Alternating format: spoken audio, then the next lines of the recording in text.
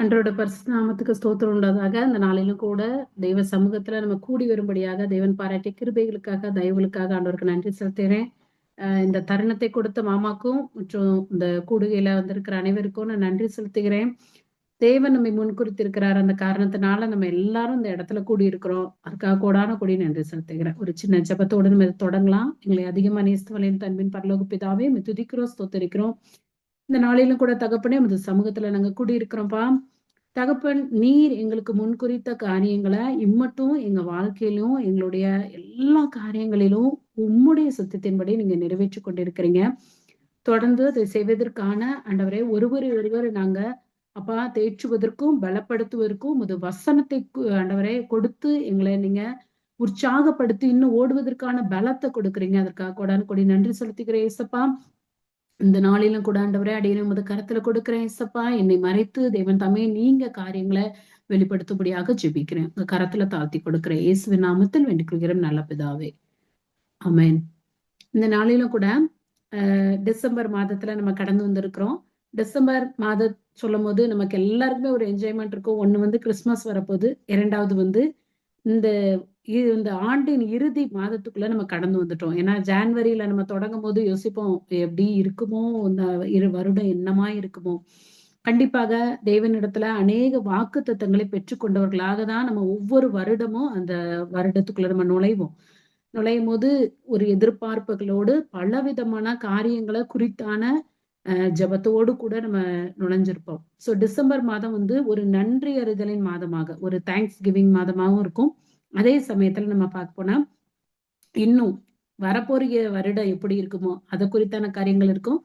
And third thing, நம்ம எப்பவும் போல டிசம்பர் 1னாலே உலகம் ஃபுல்லாவே தெரியும் கிறிஸ்துமஸ். கிறிஸ்டியன்ஸ்னா கிறிஸ்துமஸ் கொண்டாடுவாங்க. கிறிஸ்துமஸ் ஆன காரியங்கள், கிறிஸ்துவை வெளிப்படுத்துகிற காரியங்கள், கிறிஸ்துவின் அன்பை வெளிப்படுத்துகிற காரியங்கள், கிறிஸ்து பிறந்தார் என்பதை வெளிப்படுத்துகிற காரியங்கள், இது மாதிரி அநேகமா நம்ம உலகத்துல நிறைய காரியங்களை பார்க்க முடியும். லைட்ஸு, கேக்ஸு, அது இதுன்னு சொல்லிட்டு நிறைய காரியங்கள் இந்த நேரத்துல நம்ம நிறைய சிங் சாங் சர்வீஸ் இந்த மாதிரி காரியங்களை நம்ம பார்க்க முடியும். நம்மளையும் தேவன் கடந்த 2025ல இந்த 11 மாதங்களை கடந்து 12வது மாதத்துல தேவன் வர்றதுக்கு அன்று கிருபை செஞ்சிருக்கிறாங்க. கண்டிப்பா அது நம்ம திரும்பி பார்க்கும்போது ஒவ்வொரு நாளும் நம்ம கடக்கும் போது நம்ம மனதுக்குள்ள தோணி இருக்கும், எப்படிப்பட்ட காரியங்களை நம்ம எப்படியா இது முடியுமோ அப்படின்னு யோசிச்சிருப்போம். ஆனா ஆண்டவர் இந்த நாட்கள்ல இந்த இடத்துல கடந்து வர்றதுக்கு அன்று கிருபை செஞ்சிருக்கிறாங்க. அதுக்காக ஆண்டவருக்கு நன்றி செலுத்தலாம். தொடர்ந்து இந்த பணித்தளத்தின் செய்திகளை நான் கொஞ்சம் சொல்ல விரும்புறேன். மாமா சொன்னது போல ஒரு மெடிக்கல் மினிஸ்ட்ரியில தேவன் காரியங்களை செய்வதற்கு கிருபை செஞ்சிருக்கிறாரு. இந்த கூடுகையை பத்தி பார்க்கும் போதே ஒரு குடும்ப மிஷனரி தரிசன கூடுகை அப்படின்னு சொல்லி அதுக்கு தலைப்பு கொடுக்கப்பட்டிருக்குது. உண்மையாகவே ஆண்டவர் ஒவ்வொருவரையும் மிஷனரியாக அழைத்திருக்கிறார் என்பதை என்னுடைய வாழ்க்கையில நான் புரிஞ்சுக்கிட்டேன். நான் ஃபர்ஸ்ட் நினைப்பேன், நம்ம ஒரு மிஷனரி அப்படின்னா பைபிள்ல எடுத்து எல்லா இடத்துக்கும் போய் ஆண்டவர் சொன்னா மட்டும்தான் மீன்ஸ் லைக் அது மட்டும் பண்ணணும் அப்படிங்கிறது. ஆனா ஆண்டவர் ஒரு நோக்கத்தோடு நமக்கு ஒரு படிப்பையும் அதுக்குரிய காரியங்களை கொடுத்து நமக்கே ஒரு ஃபீல்ட கையில கொடுக்கிற காரியங்களை நான் என்னுடைய வாழ்க்கையில பார்த்தேன். ஏன்னா நான் ஃபர்ஸ்ட் ஒரு டிப்ளமோ கோர்ஸ் முடிச்சோன்னு நினைச்சேன், இனிமே நம்ம படிக்க கூடாது, இது போதும் அப்படின்னு நினைச்சேன். ஆனா தேவன் இம்மட்டுமாய் அந்த காரியங்களை தொடர்ந்து செய்யறதுக்கு கிருபை செஞ்சிருக்காரு. அது நிமித்தமாக மக்களை சந்திக்கக்கூடிய பிளாட்ஃபார்மா அவர் கொடுத்துட்டாரு, நிலத்தை அவர் கொடுத்துட்டாரு. நீ போய் பயிரிட மட்டும் தான் செய்யணும். நிலத்துல பயிரிட தரலன்னா அதுக்கப்புறம் அது நல்ல நிலத்தையே பாலான நிலமா மாத்துறதுக்கு நம்ம கரங்கள் செய்ய முடியும். தண்ணி ஊத்த நேரத்துல தண்ணி ஊத்தாம, விதைக்க வேண்டிய நேரத்துல விதைக்காம மாத்தி செஞ்சுட்டோம் அப்படின்னா அது விளைப்பின் பலனை நம்ம பெற்றுக்கொள்ள முடியாது. சோ அந்த காரியத்தை தேவன் கற்றுக் கொடுத்தாரு. அதனால கடந்த 18 வருடங்களாக பீகார் மாநிலத்துல தேவனுடைய கிருபையினால குடும்பமாக திருமணத்துக்கு முன்பாக இங்க வந்தாலும் தேவன் ஒரு ஏற்ற துணையை தந்து இந்த இடத்துல 2 குழந்தைகளோடு தொடர்ந்து இந்த ஊழியத்தை செய்வதற்காக அதற்குரிய காரியங்களை அவர் நடத்தி கொண்டிருக்கிறார். ஏன்னா அவர் முன் குறித்திருக்கிறார். அதுக்காக நன்றி செலுத்துகிறேன். எங்களுக்கு தொடர்ந்து நீங்க ஜெபித்துக் கொள்ளுங்க. இப்பொழுதுமாக தேவனுடைய செய்தி இன்றைக்கு நான் தெய்வ சமூகத்துல மாமா எனக்கு சொல்லும் போது நான் ஜெபிக்க ஆரம்பிக்கும் போது தேவன் எனக்கு சொன்ன ஒரு செய்தியை உங்கள் முன்பாக நான் பகிர்ந்து கொள்ள விரும்புகிறேன். ஒரு சின்ன செய்தி தான். ஆனா கண்டிப்பாக தேவனிடத்துல இருந்து பெற்றுக்கொண்டதுனால அது எல்லாருக்கும் பிரயோஜனமா இருக்கும்னு நான் நம்புறேன். சோ இந்த காரியத்துக்காக நான் ஜெபித்து கொண்டு இருக்கும்போது ஆண்டவர் எனக்கு ஒரு காரியத்தை தெளிவா எடுத்து கொடுத்தாங்க.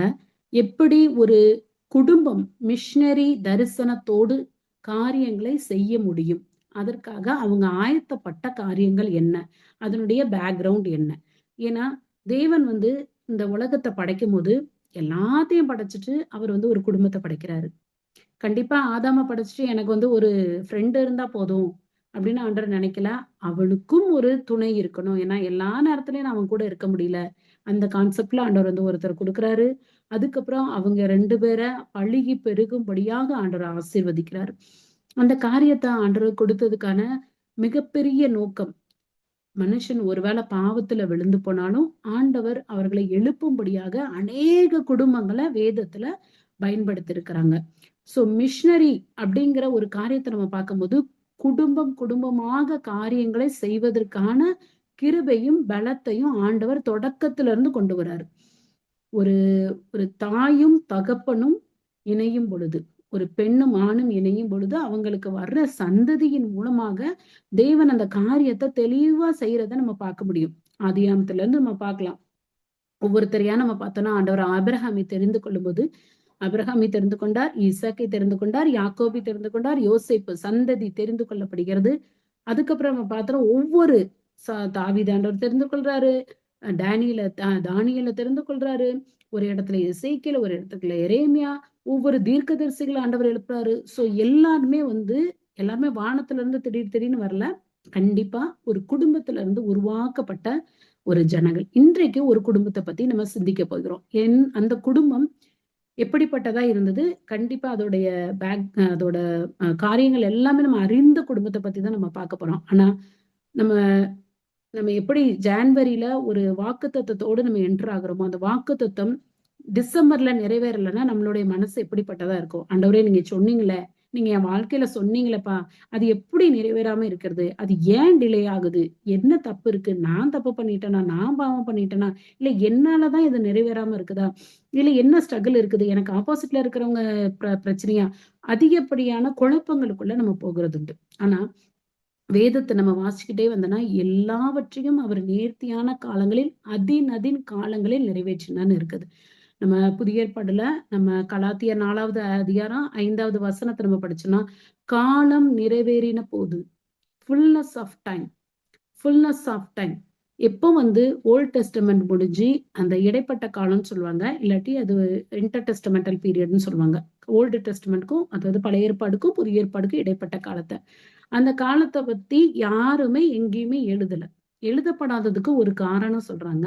என்னன்னா வேத அதாவது தேவனுடைய சத்தம் பர்டிகுலரா ஒரு தீர்க்கதரிசிக்கோ ஒரு மனுஷனுக்கோ கேட்கப்படாத ஒரு காலம். சோ அந்த டைம்ல தான் கேப்டிவிட்டி நடந்திருக்கு. அதாவது அடிமையாக மக்கள் வந்து கொடுக்கப்பட்டிருக்காங்க. மத்தேயு 1ஆம் அதிகாரம் 17வது வசனத்துல நம்ம வாசித்தோம்னா, ஒவ்வொருத்தருடைய தலைமுறை ஆபிரகாம்ல இருந்து தொடங்கி கடைசி யாக்கோபு மரியாளுடைய புருஷனாகிய யோசேப்பை பெற்றான், அவளிடத்தில் கிறிஸ்து எனப்படுகிற இயேசு பிறந்தார். இவ்விதமாய் உண்டான தலைமுறைகள் எல்லாம் ஆபிரகாம் முதல் தாவீது வரைக்கும் 14 தலைமுறைகளும், தாவீது முதல் பாபிலோனுக்கு சிறைப்பட்டு போன காலம் வரைக்கும் 14 தலைமுறைகளும், பாபிலோனுக்கு சிறைப்பட்டு போன காலம் முதல் கிறிஸ்து வரைக்கும் 14 தலைமுறை. சோ டோட்டலா அந்த 14 தலைமுறைகள், 14 தலைமுறை முடிஞ்சோன்னா தாவீது வராரு. தாவீது முதல் பாபிலோனுக்கு திரும்ப பாபிலோனுக்கு சிறைப்பட்டு போயிடுறாங்க. அதுக்கப்புறம் 14 தலைமுறை பாபிலோன்ல இருந்து கிறிஸ்து வர்ற வரைக்கும் 14 தலைமுறை. சோ தலைமுறையாக காரியங்கள் கடந்து வந்து கொண்டே இருந்தாலும் தேவனுடைய சத்தமானது இந்த பூமியில கேட்கப்படல.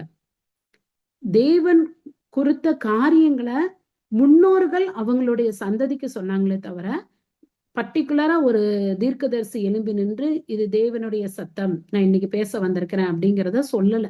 அந்த காரியங்கள்ல அந்த நாட்கள்ல பைபிளும் உங்ககிட்ட கிடையாது.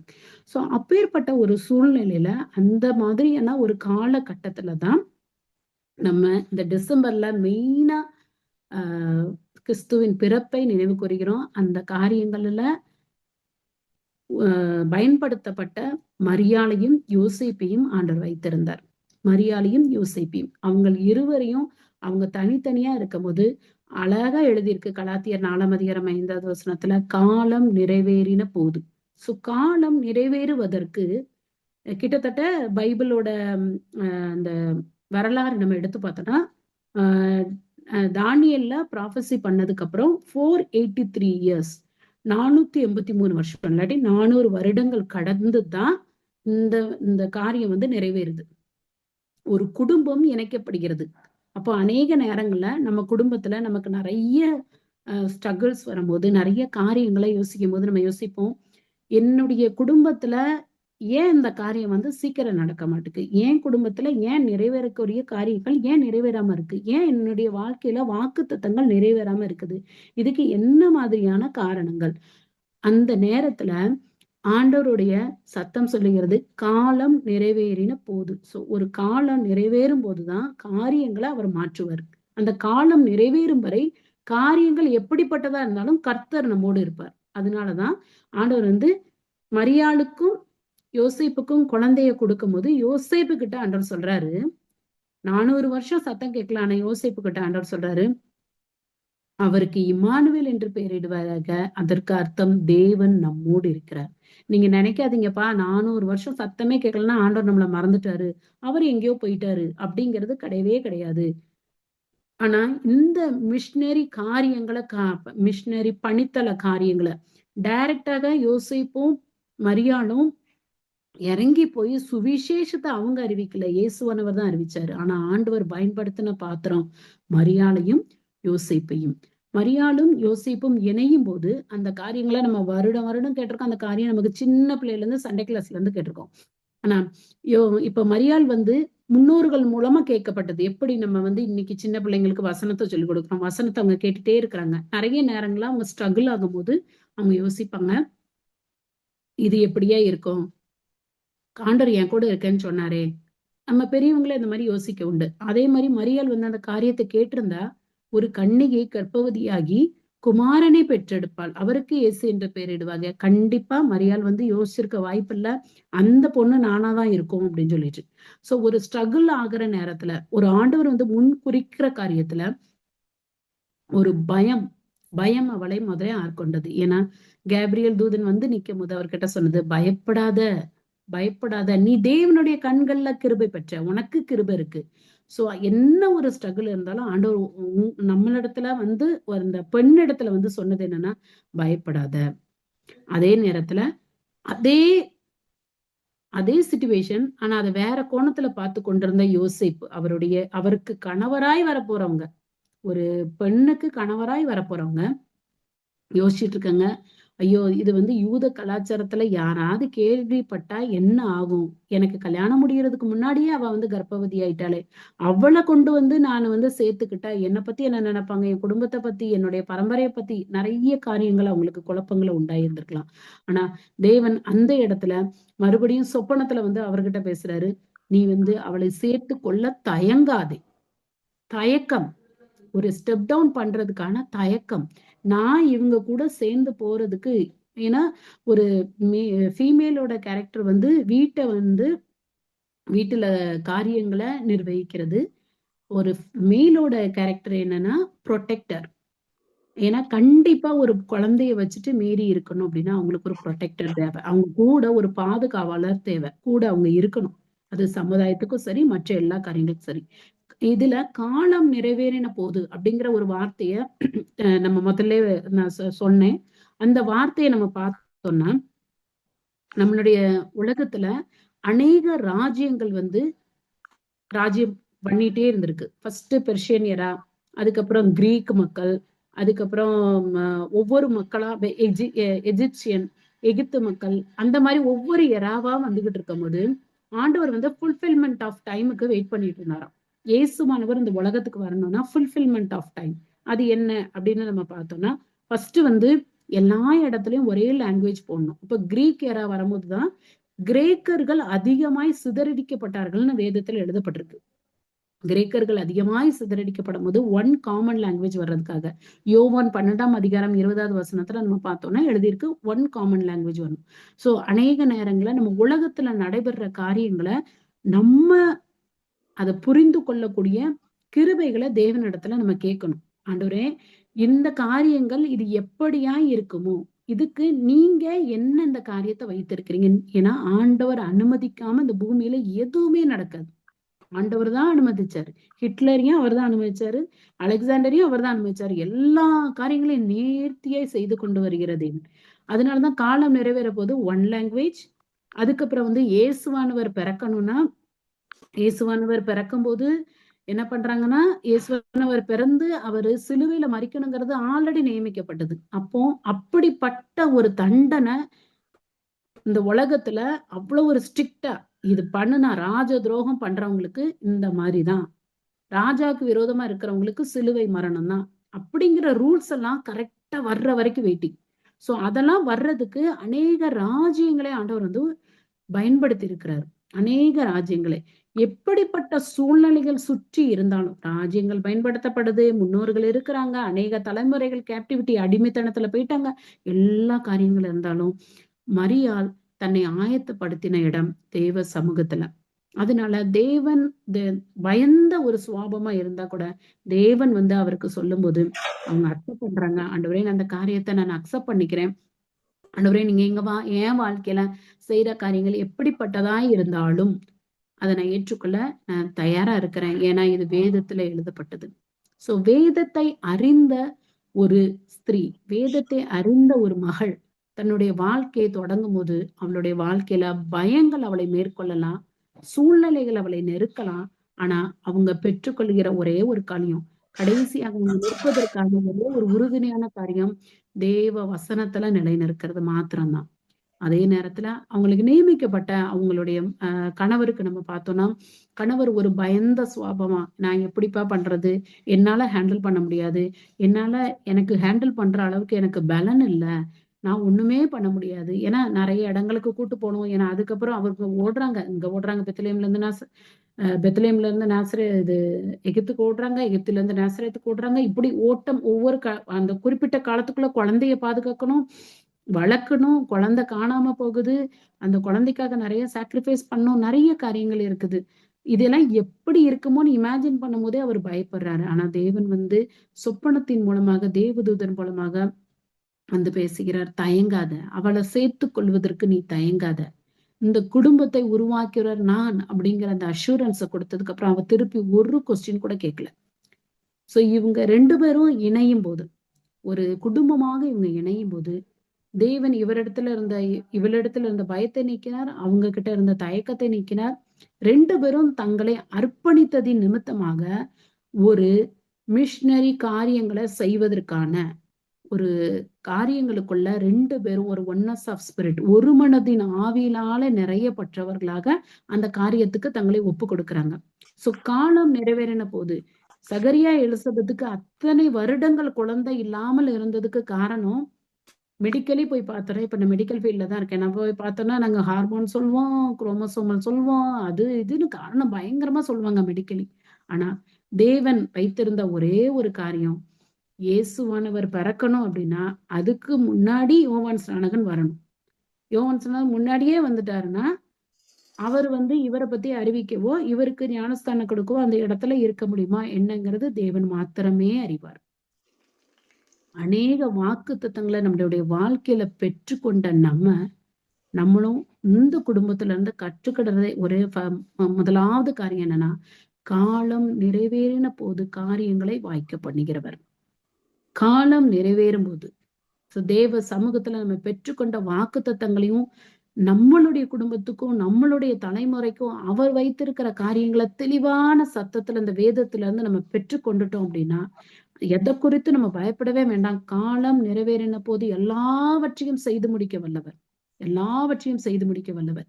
இரண்டாவதாக, ஒருவேளை நமக்குள்ள ஒரு பயம் நம்மளை ஆட்கொள்ளுமானால், ஒரு பயம் ஆட்கொள்ளுமானால், இந்த சூழ்நிலையை நான் மேற்கொள்வதற்கு தேவன் என்னோடு இருக்கிறாரா இல்லையா அப்படிங்கிற ஒரு தயக்கம் கூட நமக்குள்ள வரலாம். ஆனா அந்த நேரத்துல அந்த குடும்பத்துக்கு சொன்ன ஒரே ஒரு ஆலோசனை, தேவன் நம்மோடு இருக்கிறார். அவருக்கு பேர் வைக்கணும் இமானுவேல், தேவன் நம்மோடு இருக்கிறார், தேவன் நம்மோடு இருக்கிறார்.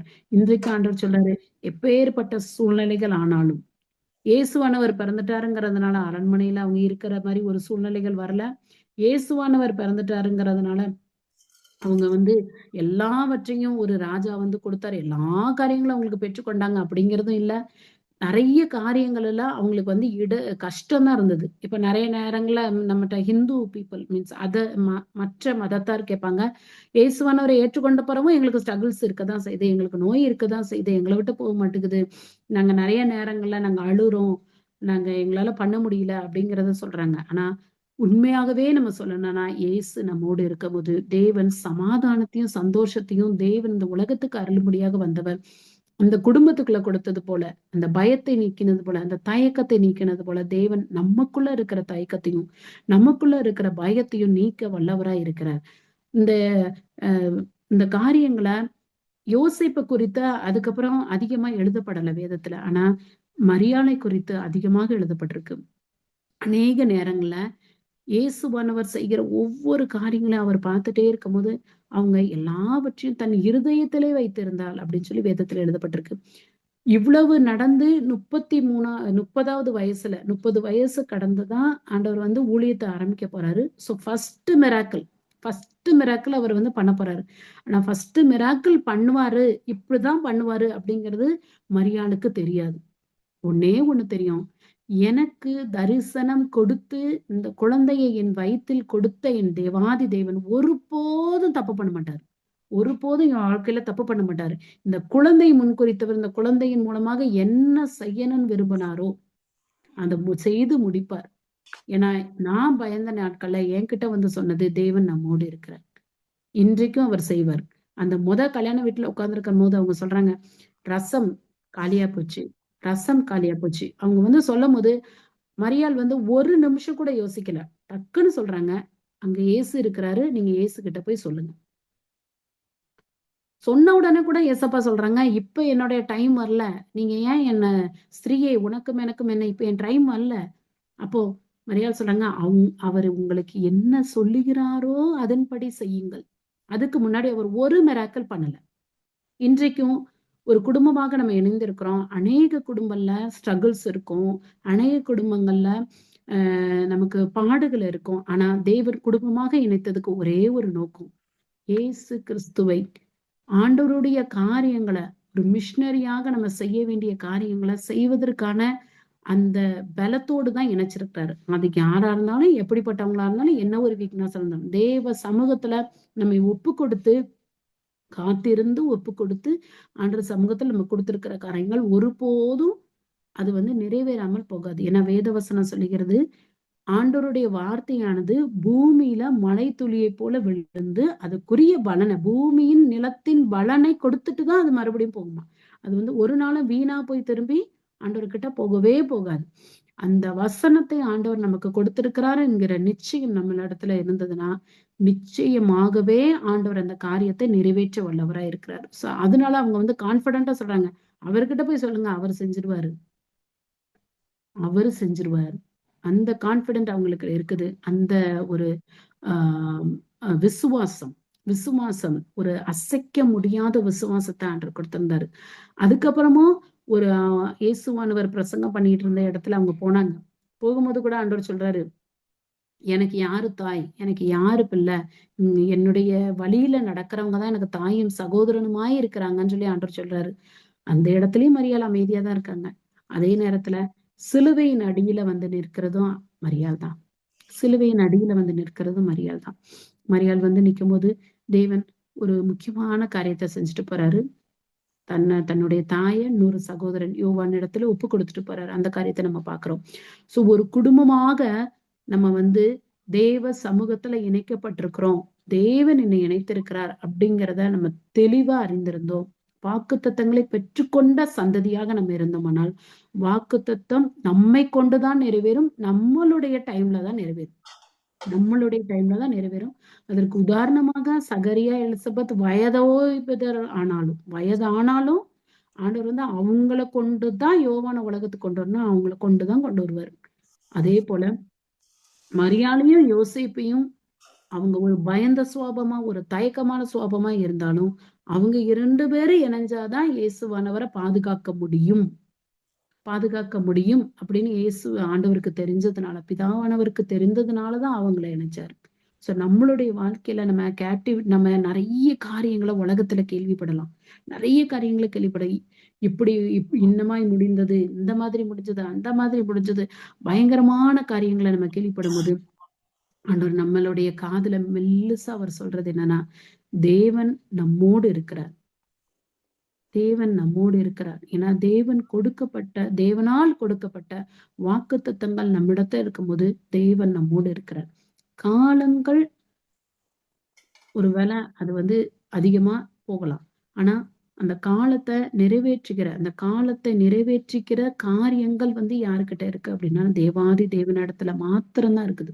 தேவாதி தேவனிடத்துல மாத்திரம்தான் இருக்கு. இன்றைக்கு இந்த காரியங்களை கேட்டுக்கொண்டிருக்கிற நம்மளுடைய சந்ததிக்கு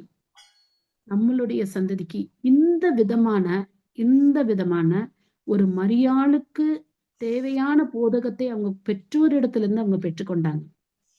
அவங்க பெற்றோரிடத்திலிருந்து அது பெற்றுக்கொண்டதுனால தரிசனத்தை நிறைவேற்றுகிற காரியத்துல பங்கு கொள்ள முடிஞ்சது. அந்த தரிசனத்தை நிறைவேற்றுகிற காரியத்துல நாம மாத்திரம் இல்ல, நம்மளுடைய சந்ததியை நம்ம கொடுக்க வேண்டிய காரியங்கள் உண்டு. என்னுடைய வாழ்க்கையில நான் எங்க இருந்து மாமா சொன்னாங்க, அந்த போகும்போதே அவங்க ஒரு 8 மினிட்ஸ் மெசேஜ் கொடுத்தாங்க. அந்த காரியத்துல நான் சிறுகவும் நீர் பெருகவும் வேணும்னு. உண்மையாகவே அந்த காரியத்தை தேவாதி தேவன் முதலாவது எனக்கு சொல்லி கொடுத்தாரு. இன்னொன்னு என் தகப்பனுடைய வாழ்க்கையில நான் பார்த்தேன். நான் எப்பவுமே சொல்லுவேன், எங்க அப்பா எங்களை உட்கார வச்சு ஒரு காரியத்தை இன்சிஸ்ட் பண்ணதே கிடையாது. எங்க அப்பா சொல்லுவாங்க, இந்த அதிகாரத்தை நீங்க இன்னைக்கு படிச்சீங்கன்னா நான் கிஃப்ட் கொடுப்பேன் அப்படின்னு சொல்லுவாங்களே தவிர, படிச்சுதான் ஆகணும், கம்படு அடிப்பேன் அப்படி எதுவுமே சொன்னது கிடையாது. அதே மாதிரி இந்த காரியத்தை நீ செய்யணும், நீ உட்கார்ந்துரு, நீ இப்படி செய்யணும் அப்படி செய்யணும் அப்படின்னு சொல்லி ஒரு நாள் சொல்லக்கூடாது. ஈவன் ஒரு மிஷினரி உருவாகணுங்கிறது எங்க அப்பாவுடைய இருதயத்துல இருந்த ஆழமான ஒரு ஆசை. ஆனா எங்க அப்பா ஒரு நாள் எங்க குடும்பத்துல சொன்னது கிடையாது. ஆனா எங்களுக்கு அது எனக்கெல்லாம் தெரியவே தெரியாது. ஆனா அவங்க வாழ்ந்து காட்டுனாங்க. எங்க அப்பாவுடைய வாழ்க்கையில நான் பார்த்தேன். எங்க அப்பாவுடைய வாழ்க்கையில எப்பவுமே அவர் பெருகவும் நான் சிறுகவும் ஓடிக்கிட்டே இருப்பாங்க. எதற்கு ஓடுகிறார்கள்? தேவனுடைய ராஜ்யத்தை கட்டுகிற பணிகள ஓடிக்கிட்டே இருந்தாங்க. அவங்க சொன்ன காரியங்களை விட அவங்க நடந்துகிட்ட காரியங்கள், அவங்கள பார்த்து வளர்ந்த காரியங்கள் என்னை உருவாக்கிற்று என்பதை நான் சொல்றதுல கண்டிப்பாவே ஆண்டவருக்கு கோடான கோடி நான் நன்றி சொல்கிறேன். அப்படி ஒரு தகப்பனை எனக்கு கொடுத்ததுனால. ஏன்னா அவ்வளவு ஸ்ட்ரகிள்ஸ் லைஃப்ல, அவ்வளவு ஸ்ட்ரகிள்ஸ் எல்லா விதத்திலையும் நெருக்கப்பட்டோம். அவங்களுடைய குழந்தை பருவமானது அவ்வளவு சந்தோஷமான பருவம் கிடையாது. அநேக பிள்ளைகள் இருந்ததுனால, அநேக பளு இருந்ததுனால, அவங்களுக்கு எக்கனாமிக்கல் சிச்சுவேஷன் சரியா இல்லாதனால அநேக பளுக்கள், அந்த மாதிரியான சிச்சுவேஷன். அடுத்து வளர்ந்து வருகிற வாலிப வயதுல அவங்களுக்கு படிக்க வைக்கிறதுக்கு காரியங்கள் இல்ல. ஆனா தேவனை பிடித்து கொண்டது நிமித்தமாக, தேவ ராஜ்யத்தை கட்டுகிற பணியில தொடர்ந்து ஓடுனது நிமித்தமாக அந்த காரியத்தை முன்னேறி முன்னேறி முன்னேறி முன்னேறி வர்றதுக்கு ஆண்டவர் அவங்கள வழி நடத்தினாங்க. சோ அந்த காரியத்தை அவங்க எங்களுக்கு சாட்சியாய் சொல்லும்போது, இந்த மாதிரியான பாதைகளை கடந்து வர தேவன் கிருபை செஞ்சார் அப்படி சொல்லுவாங்க. ஆனா நீ இப்படிதான் இருக்கணும் அப்படின்னு சொல்லி ஒரு நாளும் கம்பல் பண்ண மாட்டாங்க. சோ அந்த காரியங்களை கேட்டு கேட்டு கேட்டு கேட்டு வளரும் பொழுது, நான் இப்ப மரியாள தியானிக்கும் போது அததான் யோசிச்சேன். இப்படிதான் நம்ம அப்பா நம்மளுக்கே தெரியாம நம்மள ட்ரெயின் பண்ணியிருக்காங்க அப்படின்னு நினைப்பேன். நான் மரியாளுடைய இடத்துல என்ன வச்சு பார்க்கல. என்ன சொல்றேன்னா, ஒரு சின்ன கீழ்ப்படிதல் உள்ள இருதயத்துக்கு கூட அந்த முன்னோர்களின் நமக்கு முன்பான உள்ள தலைமுறையின் தேவ தரிசனம் ரொம்ப ரொம்ப அவசியமானது. நம்ம குழந்தைங்களுக்கு நம்ம சொல்ல வேண்டிய ஒரே ஒரு காரியம், எப்படி மரியாளோட தந்தையும் தாயும், அதே போல யோசேப்போட தாயும் தகப்பனும் எப்படி அவங்களுக்குள்ள இன்சிஸ்ட் பண்ணியிருப்பாங்க. ஒரு அடிமைத்தனத்துல இருக்கிறாங்க, ஒரு விற்கப்பட்ட நிலைமை, அவங்களுக்கு அவ்வளவான காரியங்கள் கிடையாது. ஆனா கிறிஸ்து பிறக்க போறாரு. அவர் எப்ப பிறப்பாருன்னு தெரியாது. இந்த தேதியில, இந்த டேட்ல, இந்த டைம்ல பிறப்பாருன்னு இப்ப கூட ஜோசியம் பண்ணி இந்த இந்த டைம்ல ஆபரேஷன் பண்ணி என் பிள்ளைய எடுத்துருங்கன்னு சொல்றாங்க. ஆனா அப்படி ஒரு டைம் கிடையாது, டேட்டு கிடையாது, எதுவுமே தெரியாது. ஆனா அந்த டைம்ல கூட பிறக்க முடியாது. ஏன்னா டாக்டர் ஒரு நிமிஷம் லேட்டா கத்திய வச்சா ஒரு நிமிஷம் லேட்டா கூட பிள்ளை பிறக்கும். சொல்ல முடியாது. எப்படிப்பட்ட சூழ்நிலைகள் இருக்குங்கிறது தேவன் மாத்திரமே அறிவார். அப்படிப்பட்ட ஒரு சூழ்நிலைகளை கடந்து வந்த மரியாளையும் யோசேப்பையும் உருவாக்குனது அவர்கள் தாயின் தகப்பனுடைய அந்த தலைமுறையில ஊற்றப்பட்ட அந்த காரியங்கள் மாத்திரமே. தேவனுடைய அனுக்கிரகம், தேவனுடைய தயவு, அதனோடு கூட அவங்க தலைமுறையில இருந்து பெற்றுக்கொண்ட காரியங்கள், தேவ வசனத்தை அவங்க கேட்டுக்கிட்டே இருந்ததுனால, கன்னி மரியாள் இடத்துல உட்பவித்து பிறப்பேன் அந்த வசனத்தை மறுபடியுமாக தேவதூதன் அவருக்கு சொன்னது போல, பயப்படாதே அப்படின்னு சொல்லிட்டு அது மறுபடியும் அந்த காரியத்தை அவர் நினைவூட்டும் பொழுது அவங்களுக்கு அது ஒரு தெளிவான சத்தியத்தை கேட்க முடிஞ்சது. தேவன் இந்த காரியத்தை செய்வதற்கு நான் என்னை ஒப்பு கொடுக்கிறேன், அவங்க ஒப்பு கொடுத்தாங்க. அதே போல யோசிப்பு இந்த காரியத்தை எப்படி முடியுமோ அப்படின்னு இருக்கும்போது, நீ பயப்படாதப்பா, சந்தேகப்படாதப்பா, நீ தயங்காதப்பா, நீ இந்த காரியத்தை செஞ்சிரு. அப்ப அவங்க தன்னை ஒப்பு கொடுத்தாங்க. அந்த 2 பேரும் அந்த காரியத்தை ஒப்பு கொடுத்தது நிமித்தமாக மாத்திரமே இயேசுவானவரை அவங்க அந்த காரியங்கள்ல இருந்து பாதுகாக்க முடிஞ்சது. இயேசுவானவர் இந்த பூமிக்கு வந்து மனுஷகுமாரனாய் அவதரிக்கவும், நமக்காக பாடுபடவும், நமக்காக சிலுவையில மறிக்கவும், அப்பேற்பட்ட பெரிய காரியங்களை செய்வதற்கு ஒரு குடும்பத்தை ஆண்டவர் ஆயத்தப்படுத்தியிருந்தார்.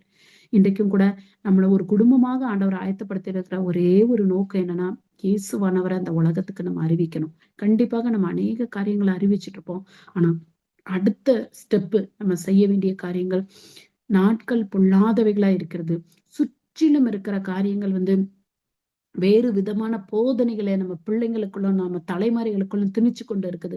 அந்த நேரத்துல நம்ம செய்ய வேண்டிய ஒரே ஒரு காரியம், ஏன்னா அந்த இருண்ட காலத்துல, அந்த இன்டர்டெஸ்டமெண்டல் பீரியட், இடைப்பட்ட காலத்துல என்ன இருந்ததுன்னு தெரியாது. ஆனா ஆண்டரோட சத்தம் கிடையாது. நம்ம ஆண்டரோட சத்தம் கேட்காம நம்மளால இருக்க முடியுமா? இந்த பைபிள் இல்லாம நம்மளால இருக்க முடியுமா? அப்படி இருக்கும் பொழுது நம்ம எப்பேற்பட்ட சூழ்நிலைகளை நம்ம மேற்கொள்றோம்? இல்ல மறுபடியும் மறுபடியும் இந்த வேத வசனத்தை நம்ம நினைவு கூறுகிறோமா? ஏன்னா வேத வசனம் ஜீவனுள்ள வசனம். அது நம்மளை பலப்படுத்தும், நம்மளை உருவாக்கும், நம்மளை உடைக்கும், அநேக காரியங்களை செய்வதற்கான காரியங்களை கொடுக்கும். அதனால நம்ம தலைமுறைகளுக்கு கடத்த வேண்டிய காரியம் எப்படி ஒரு ஒரு நல்ல ஒரு அடையாளமான ஒரு எடுத்துக்காட்டான ஃபேமிலியாக மரியாளையும் யோசேப்பையும் உருவாக்குச்சோ, அதே போல தேவ வசனத்தை இவ்வளவு நாளா கேரி பண்ணிட்டு இருந்ததுக்கு நம்ம அடுத்த தலைமுறைக்கு அதை நம்ம டேக் ஓவர் பண்றதுக்கு, அவங்க கரங்கள்ல நம்ம கொடுக்கறதுக்கு நம்ம கடமைப்பட்டவர்களாக இருக்கிறோம். ஏன்னா நாட்களும் பொல்லாதவைகள், இந்த உலகமும் பொல்லாதவைகள். அநேக காரியங்கள்ல சிதறி போறாங்க, மக்கள் சிதறி போறாங்க, பிள்ளைங்க சிதறி போறாங்க. தெர் இஸ் நோ காட், ஆண்டவர் இல்லைங்கிற கூட்டம் பெருகிட்டே வருது. ஆண்டவர் இல்லைங்கிற கூட்டம் பெருகிட்டே வருது. அதே மாதிரி நிறைய விதமான காரியங்கள். இப்ப இந்தியால ஃபர்டிலிட்டி ரேட்டு கம்மியாயிடுச்சாம். ஃபர்டிலிட்டி ரேட்டு, குழந்தைகளுடைய காரியங்கள் கம்மியாயிடுச்சு. இது சாத்தானுடைய சூழ்ச்சி என்பதை குழந்தைகள் அறியாதபடிக்கு, ஏன்னா அந்த வேத வசனத்துல சொன்ன காரியங்கள் அவங்களுக்கு சொல்லப்படலை அப்படின்னா எது தப்பு எது சரிங்கிறத அவங்களுக்கு காணாமையே போயிருவாங்க. சூழ்நிலைகள் எப்படிப்பட்டதா இருந்தாலும், என்ன சத்தம் கேக்குதோ சத்தம் கேட்கலையோ, என்ன காரியங்கள் இருக்குதோ, எப்ப ஒரு அடிமைத்தனத்துல இருந்தா கூட அவர்களுடைய தாயும் தகப்பனும் கொடுக்கப்பட்ட ஒரே ஒரு காரியம், அவங்களோட விதைக்கப்பட்ட அந்த தலைமுறைக்கு விதைக்கப்பட்ட காரியங்கள் தேவனுடைய வசனம். தேவனுடைய வசனம், தேவனுடைய வசனம். ஏசாயா தீர்க்கதரிசியின் மூலமாக உரைக்கப்பட்ட தீர்க்க தரிசனங்கள் எல்லாவற்றையும் மறுபடியும் மறுபடியும் மறுபடியுமாக சொல்லி கொண்டே இருந்தாங்க. இப்ப கூட ஜூஸ் மக்கள் என்ன செய்வாங்கன்னா, இஸ்ரேல் தேசத்துல அந்த மக்கள் என்ன செய்வாங்களா, எப்படி நமக்கு வேதத்துல வாமத்துல யாத்ராமத்துல எழுதப்பட்டிருக்கோ, அவங்க நிற்கும் போதும் எழும்பும் போதும் உட்காரும் போதும் படுக்கும் போதும் தேவ வசனத்தை அவங்க தியானிச்சுக்கிட்டே இருப்பாங்களாம், சொல்லிக்கிட்டே இருப்பாங்களாம். இப்ப கூட ரீசெண்டா ஒருத்தவங்க சொன்னாங்க, ஒரு ஜூஸ் ஃபேமிலி அவங்களுக்கு தெரியுமா, அவங்க ஃப்ரெண்ட்ஸா. சோ அவங்க என்ன செய்வாங்களா, அதுல அந்த கிராண்ட் பேரண்ட்ஸா இருப்பாங்கல்ல, பாட்டி தாத்தா அவங்க அந்த குட்டி குட்டி பிள்ளைங்களுக்கு சொல்லிக்கிட்டே இருப்பாங்களாம். இந்த மாதிரி ஆண்டவர் இப்படி நடத்தினாருப்பா, செங்கடலை கடந்து வந்தாங்கப்பா. அந்த கதைகள், அந்த ஸ்டோரி மாதிரி அதை திரும்ப திரும்ப திரும்ப திரும்ப திரும்ப திரும்ப அந்த பிள்ளைங்களுக்கு இல்ல அதை ஊற்றி அவங்க வளர்த்துக்கிட்டே இருப்பாங்க. திருப்பி திருப்பி சொல்லிக்கிட்டே இருப்பாங்க. ஆனா நிறைய நேரங்கள நம்மளுடைய வாழ்க்கையில நிறைய கேட்ஜெட்ஸ், இப்ப பெரியவங்களே நம்மளுடைய காரியங்கள ஒரு அடிமைத்தனத்துக்குள்ள நம்ம போய்கிட்டு இருக்கோம். அது எக்ஸாம்பிளா சொல்லணும்னா மொபைல்.